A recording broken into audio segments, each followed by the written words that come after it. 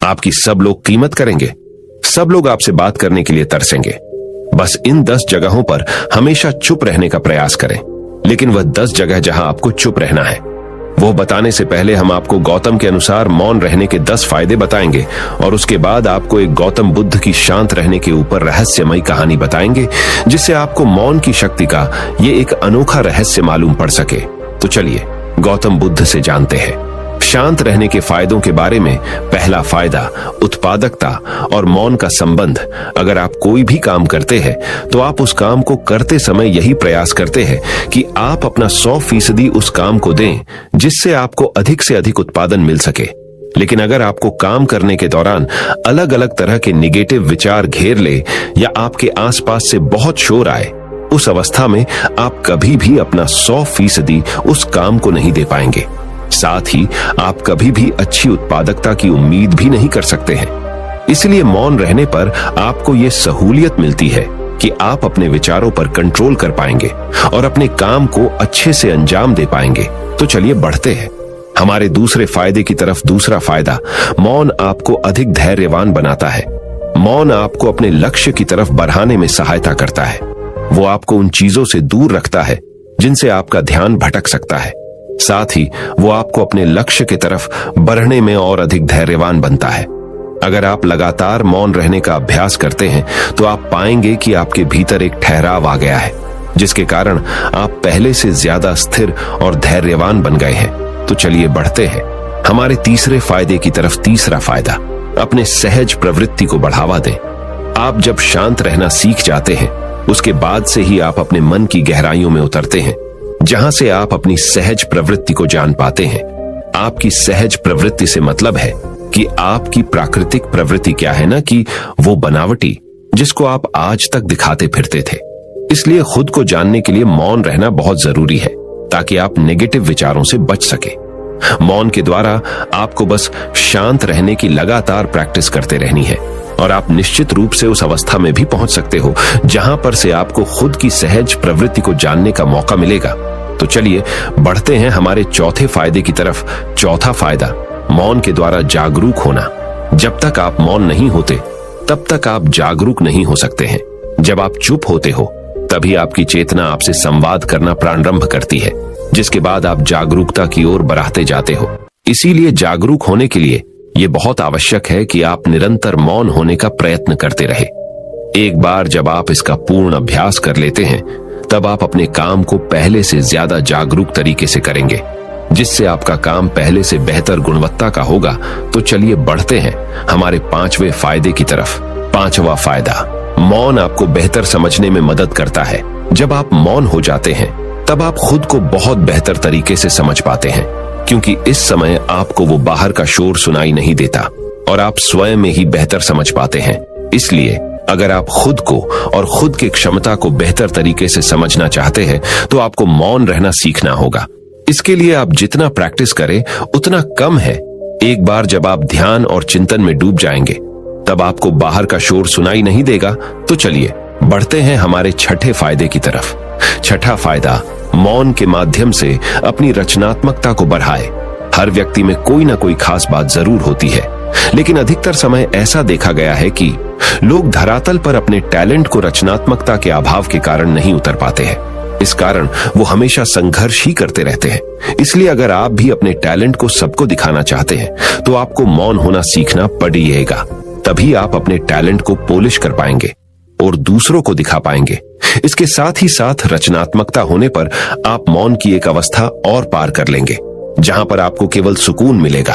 तो चलिए बढ़ते हैं हमारे 7वां फायदे की तरफ। 7वां फायदा, मौन आपके तनाव और दबाव को कम करने में सहायता करता है।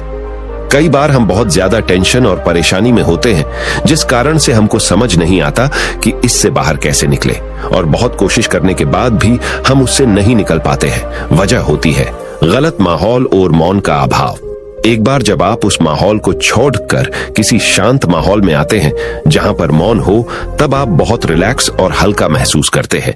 इसलिए कोशिश करें कि आप अधिक से अधिक समय तक मौन रहे, जिससे आपको तरह तरह की परेशानी से निजात पाने में सहायता मिलेगा। तो चलिए बढ़ते हैं हमारे 8वें फायदे की तरफ। 8वां फायदा मौन रहने पर आप ध्यान केंद्रित कर सकते हैं, इसमें कोई संदेह नहीं कि हम जब भी ध्यान लगाते हैं तब हमें अपने ध्यान लगाने के लिए किसी खास जगह की जरूरत होती है जहां पर किसी भी तरह का शोर शराबा ना हो और हम अच्छे से ध्यान लगा सके। यहाँ पर ध्यान लगाने से मतलब है कि आपको हमेशा अपने काम में मन लगाए रखना है और ये तभी होगा जब आपका ध्यान पूरा आपके काम पर केंद्रित होगा। इसलिए सदैव कोशिश करें कि अधिक समय आपका मौन में बीते। मौन रहकर आप बहुत कुछ हासिल कर सकते हैं। 9वां फायदा, मौन रहने पर ऊर्जा की खपत कम होती है। व्यक्ति जब भी मौन रहेगा तो ये निश्चित है कि उसकी ऊर्जा कम खर्च होगी। वो अपनी ऊर्जा को जितना बचाएगा उसको उतने अधिक लाभ होंगे। वो उस बची हुई ऊर्जा को किसी अन्य काम में लगाकर अपना समय बचा सकता है। आप आज के समय में जितनी ऊर्जा बचाएंगे आपको लाभ भी उतने ही मिलेंगे। इसलिए जवान लोगों को बुजुर्गों के मुकाबले अधिक वरीयता दी जाती है क्योंकि उनमें ऊर्जा अधिक होती है। इस ऊर्जा को आप भी हासिल कर सकते हैं। बस आपको चाहिए कि आप मौन को अपनी जिंदगी का हिस्सा बना ले। तो चलिए बढ़ते हैं हमारे 10वें फायदे की तरफ। 10वां फायदा, मौन आपको आपके उद्देश्य ढूंढने में सहायता करता है। किसी भी व्यक्ति के लिए उसका उद्देश्य बहुत आवश्यक होता है। जिसके पास जीवन का उद्देश्य नहीं होता उसका जीवन नीरस होता है। उसका जीवन एक गतिहीन और दिशाहीन गाड़ी के समान है जो कहीं भी जा सकता है। इसलिए जीवन में एक उद्देश्य होना बहुत महत्वपूर्ण है और मौन आपको सहायता करता है। इस उद्देश्य की प्राप्ति करने में आपको अपने उद्देश्य को ढूंढने और उसको प्राप्त करने के लिए निरंतर मौन का अभ्यास करना है। तो चलिए बढ़ते हैं हमारे 11वें और आखिरी फायदे की तरफ। 11वां फायदा, मौन निर्णय निर्माण की क्षमता में वृद्धि करता है। कई बार ऐसा होता है कि हम कोई निर्णय लेना चाहते हैं लेकिन हमें समझ नहीं आता कि किस प्रकार से अपना निर्णय ले। वो कौन से आयाम है जिनको ध्यान में रखकर अपने निर्णय तक पहुंचना है। ऐसी स्थिति तब बहुत उभर के आ सकती है जब हमने मौन रहने की ट्रेनिंग न ली हो। इसलिए अगर आप चाहते हैं कि आप एक अच्छे निर्णयकर्ता बने तो आपके लिए यह बहुत महत्वपूर्ण हो जाता है कि आप मौन रहने की अधिक से अधिक प्रैक्टिस करें और स्वयं को बेहतर बनाएं। जीवन में मौन रहने का कितना महत्व है और इसके क्या क्या फायदे, इसको हमने इस वीडियो में बताने का प्रयास किया है। इस लेख में मौन रहने के बारे में कहा गया है लेकिन इसका यह अर्थ नहीं लेना चाहिए कि आपको किसी भी स्थिति में कुछ भी बोलना नहीं है। जहां जरूरत हो वहां पर आपको बोलना है लेकिन अपने शब्दों पर ध्यान रखकर कभी भी जल्दबाजी में कुछ ऐसा न बोल जाए जिसके बाद आपको पछतावा करना पड़े। आप अपने जरूरत के हिसाब से बोल सकते हैं लेकिन उतना ही जितना आवश्यकता है। अनावश्यक बातों को बोलने से बचे। इस वीडियो में बताए गए बिंदुओं पर अगर आप काम करेंगे और मौन रहने का अभ्यास जल्द से जल्द प्रारंभ कर देंगे तो आपको इसके बहुत सारे लाभ देखने को मिलेंगे। तो चलिए अब हम जानते हैं कि किन किन 10 जगहों पर आपको चुप रहना है। पहला नियम, बिना तथ्य के न बोलें। अगर आपके पास कोई तथ्य नहीं है तो वहां चुप रहने में ही भलाई है। चुप बैठने से दिमाग में नई कोशिकाओं का निर्माण होता है और इससे ज्ञान की वृद्धि होती है। बोलने में भलाई वही है जहां आपको किसी चीज के बारे में पूरा ज्ञान हो। दूसरा नियम, शब्दों से न पहुंचे ठेस। अगर आपके शब्द किसी को मानसिक ठेस पहुंचा रहे हैं तो वहां चुप हो जाना चाहिए। कमजोर व्यक्ति के बारे में कुछ भी बोलकर आप महान नहीं बन सकते। महान आप किसी कमजोर का साथ देने में बनेंगे। तीसरा महत्वपूर्ण नियम, पवित्र वस्तुओं का न करें। अपमान, कोई वस्तु आपके लिए अपवित्र है और वही वस्तु दूसरों के लिए पवित्र है तो वहां आपको चुप रहना चाहिए। अनादर हमें किसी भी चीज का नहीं करना चाहिए, चाहे वह किसी इंसान को लेकर हो या फिर किसी धर्म को लेकर। अपमान करने से आप महान नहीं बन सकते। चौथा नियम, क्रोध में रहें। चुप रहना आदर या सम्मान देने की निशानी होती है। इससे न कोई छोटा होता है और न ही बड़ा। अगर आपको क्रोध आ रहा है तो आप या तो वहां से किसी का अनादर किए बिना चले जाएं या फिर चुप रहें। क्रोध करने से आपके रिश्ते खराब होंगे। क्रोध करने से हमेशा क्रोध करने वाले व्यक्ति का ही बुरा होता है, ये बात याद रखिए। पांचवा नियम, मुद्दे से आपका कोई संबंध न हो। अगर आपका किसी मुद्दे से कोई संबंध न हो तो वहां आपका चुप रहना बनता है। बिना किसी वजह अगर आप दूसरों के मुद्दों पर बोलेंगे तो यह आपके लिए अनिष्टकारी रहेगा। इसमें केवल आपका ही नुकसान है। छठा नियम, शब्दों से किसी मित्र को ना हो हानि। अगर आपके शब्द सामने वाले के परिवार या फिर मित्र की प्रतिष्ठा के बारे में बुरी झलक दिखा रहे हैं तो वहां आपको चुप रहना चाहिए। किसी के परिवार या फिर मित्र के बारे में बुरा बोलने से केवल आप ही बुरे बनेंगे। जो चीज आसानी से खत्म की जा सकती है उसे अपने शब्दों से बड़ा न करें। 7वां नियम, बिना चिल्लाए न करें। कोई बात अगर आप बिना चिल्लाए कोई बात नहीं कह सकते तो वहां आपका चुप रहने में ही भलाई है। किसी पर चिल्लाने से आपके व्यवहार के बारे में पता चलता है। ज्यादा बोलने से चीजें हमेशा खराब ही हो जाती हैं। 8वां नियम, किसी के बारे में न बोलें। नीति शास्त्र के अनुसार जो अपने मुंह को बंद रखता है और बुद्धि से काम करता है वही इंसान समझदार होता है। बिना जरूरत के बोलना, किसी के बारे में बोलना, किसी के बीच में बोलना, यह गलत है। कभी कभी हमारे लिए बुद्धिमानी इसी में होती है कि हम अपना मुंह गलत जगह न खोलें और चुप रहे। 9वां महत्वपूर्ण नियम, शब्दों से आपके दोस्तों को न हो हानि। कभी कभी दोस्तों के साथ जब हम मजाक करते हैं तो ध्यान रहे कि आपके शब्दों से किसी का अनादर न हो। मजाक को भी हमेशा शब्दों के मायनों में ही रखें। जहां किसी को शब्दों से चोट लगे वहां चुप हो जाएं। ज्यादा बोलने से हमेशा नुकसान होता है। 10वां और आखिरी नियम, किसी और की प्रतिष्ठा को न पहुंचाएं। हानि, यदि आपके शब्दों से किसी और की प्रतिष्ठा को ठेस पहुंच रही है तो वहां आपको चुप हो जाना चाहिए। जब कोई व्यक्ति आपके सामने नहीं है तो आप उस व्यक्ति के बारे में बुरे शब्द किसी तीसरे व्यक्ति के सामने नहीं बोले तो अच्छा है।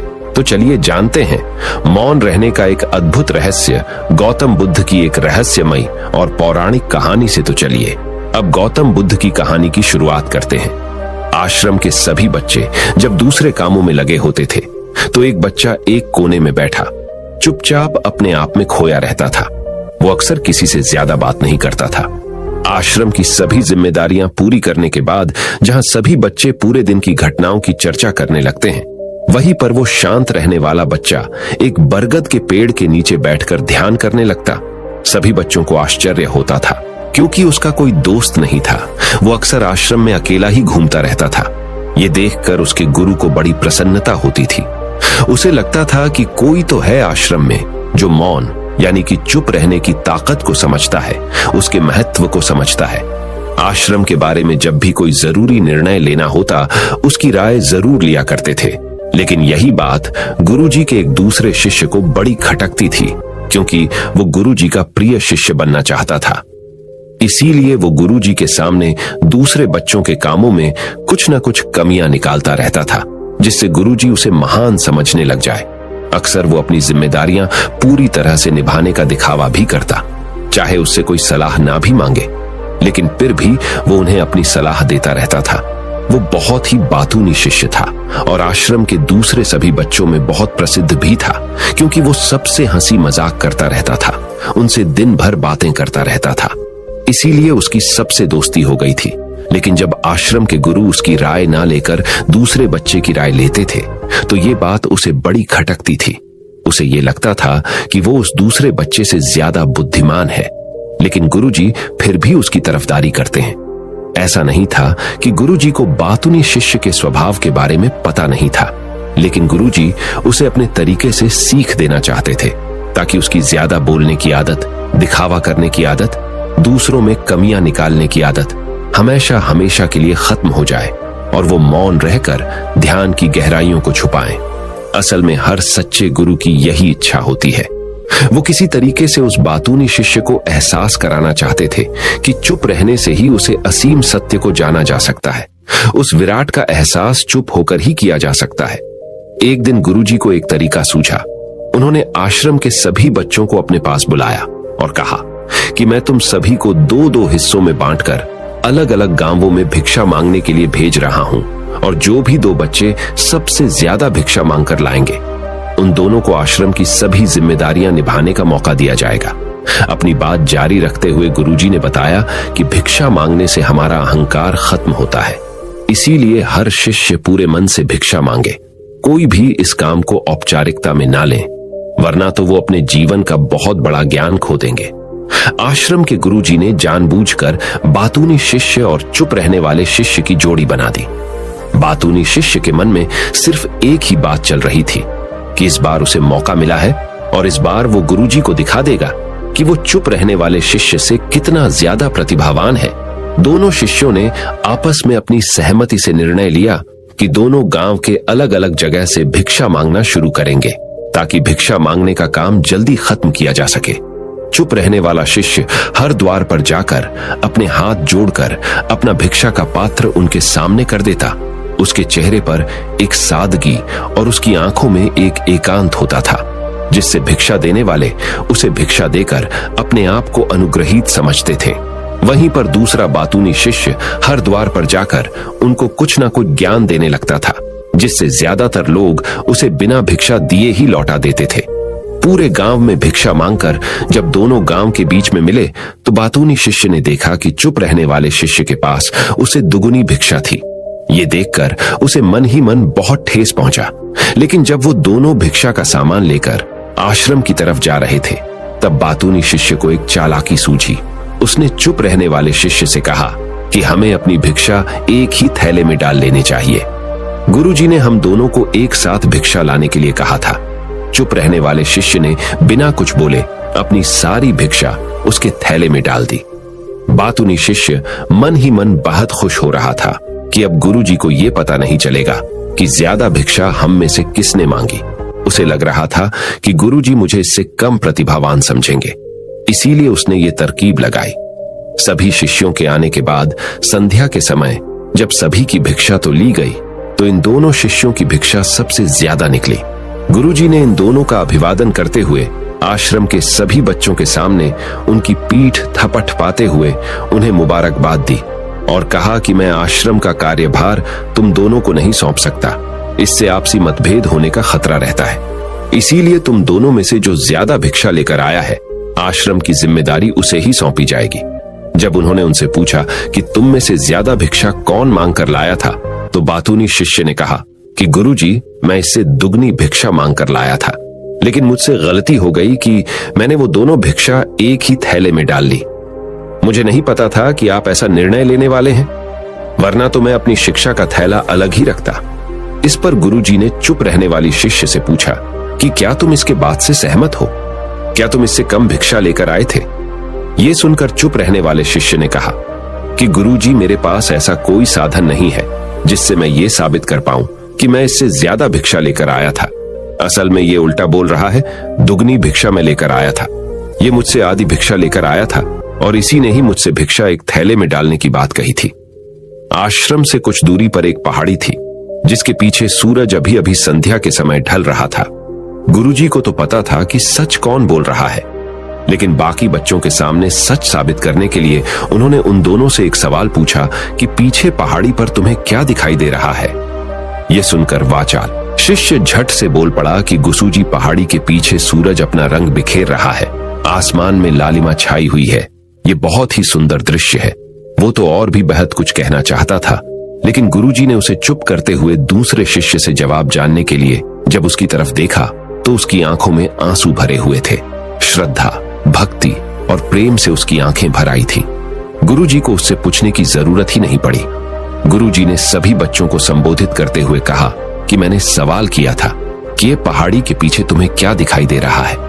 ज्यादातर लोगों को यही दिखाई देगा कि एक बहुत सुंदर दृश्य है, लेकिन मजे की बात यह है कि सुंदरता बोलकर नहीं बताई जा सकती, उसे महसूस किया जा सकता है और सामने वाला उस सुंदरता को आपकी आंखों में देख पाता है। चुप रहने वाले शिष्य की तरफ इशारा करते हुए गुरुजी ने कहा कि असल में सुंदरता इसी बच्चे ने देखी है।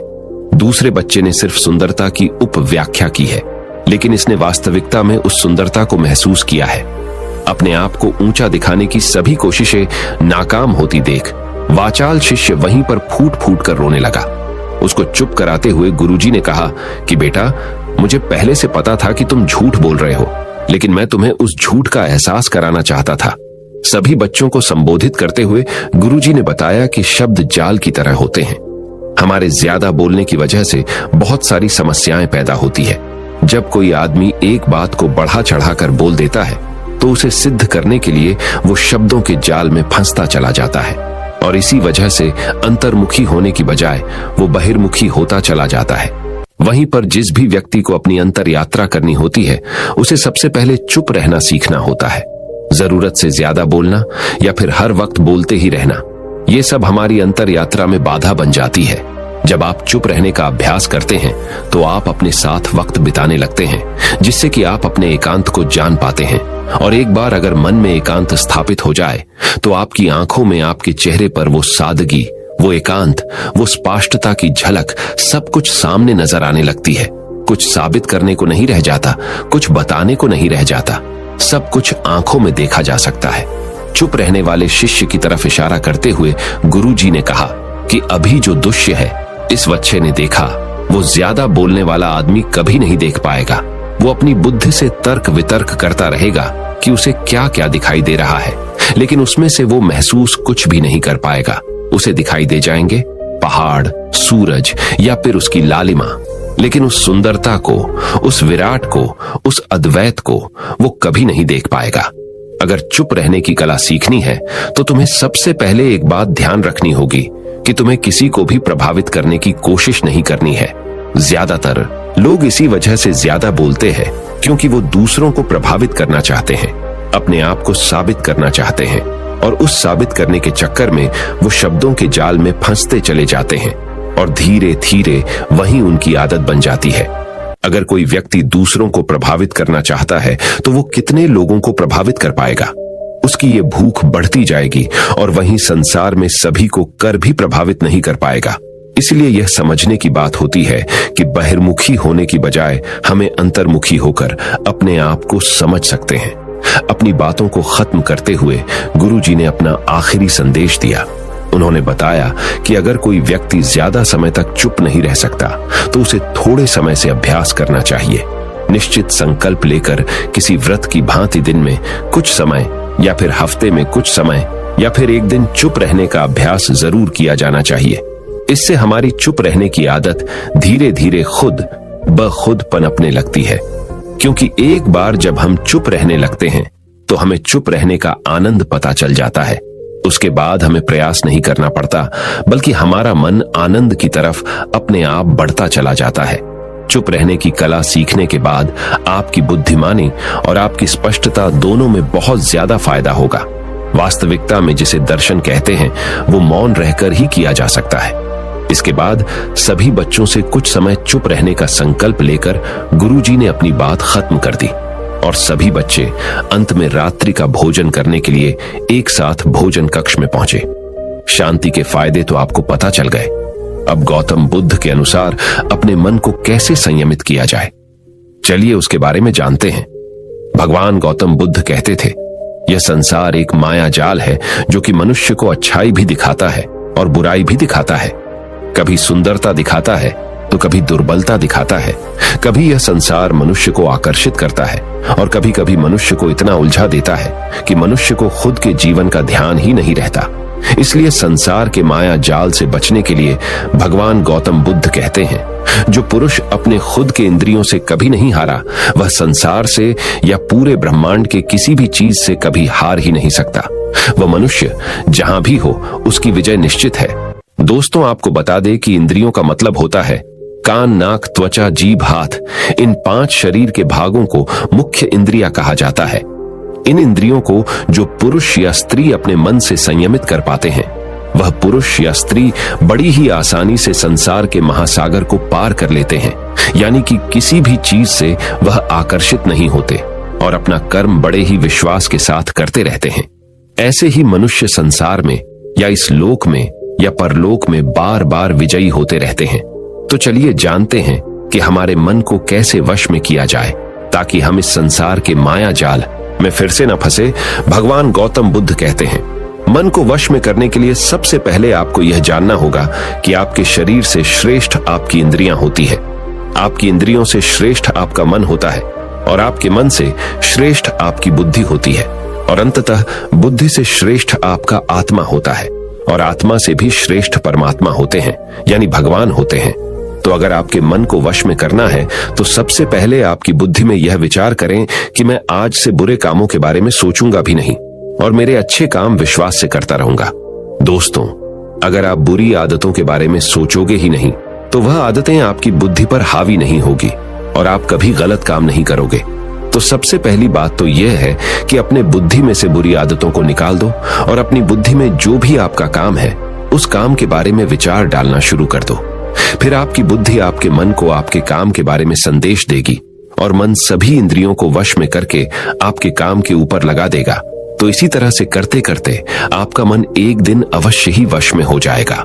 और जिस व्यक्ति का मन वश में हो जाता है उस व्यक्ति के मन में हमेशा ही भगवान वास करते हैं। तो देखा दोस्तों, मन को वश में करने के लिए सबसे पहले आपको अपनी बुद्धि को अपने काम के बारे में ज्ञान देना होगा और बुद्धि में से बुरी आदतों को बिल्कुल निकलना होगा, यानी कि उनके बारे में सोचना ही छोड़ना होगा। तब जाकर आप अपने मन को वश में अवश्य ही कर पाओगे। और जब आप आप अपने मन को वश में कर लोगे, तब आपके लिए सुख दुख सर्दी गर्मी और मान अपमान सब एक जैसा होगा और आप इस दुनिया के माया से परे हो जाओगे। आपको कोई भी चीज आकर्षित नहीं कर पाएगी, उल्टा आपसे ही लोग आकर्षित होंगे। और आप जैसा भी काम करते हैं लोग भी आपको देखकर वैसा ही काम करेंगे और लोगों को आप एक आकर्षित और बुद्धिमान मनुष्य लगोगे। इसलिए हमारे भागवत गीता में भगवान कृष्ण ने यह कहा है कि मन का सारा खेल है, मन के हारे हार है और मन के जीते जीत है। ऐसा ही हमारे भगवान बुद्ध ने और ना जाने कितने सफल लोगों ने कहा है। भगवान बुद्ध ने कहा है कि जिसने अपने मन को वश में कर लिया है उसकी जीत को देवता भी हार में नहीं बदल सकते हैं। अर्थात मन को वश में करने का नाम ही आत्म संयम है, जिसका अर्थ है अपने आप को वश में करना, अर्थात मन वचन और कर्म पर अधिकार प्राप्त करना, ताकि शरीर से कोई अशुभ कार्य न होने पाए, जिससे कोई अपशब्द न निकले और मन में कभी अशुभ विचार न उठने पाए। यदि मनुष्य अपनी इंद्रियों का प्रयोग उचित ढंग से करता है तो ही उस मनुष्य को दूसरों को ज्ञान देने का अधिकार है। यदि उसका अपने मन पर अधिकार नहीं है, उचित और अनुचित का ज्ञान नहीं है, तो वह मनुष्य के पद से गिरकर अन्य योनियों में गिने जाने योग्य हो सकता है।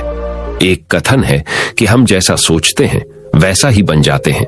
वास्तव में यह विचार नहीं, अपितु विचारों का संसार है। हमारी सोच और विचारों का प्रभाव हमारे मन पर गहरा असर छोड़ जाता है।